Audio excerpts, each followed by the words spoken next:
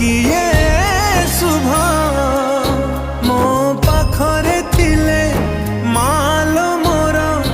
हजारे लाभ तो पड़ते अच्छी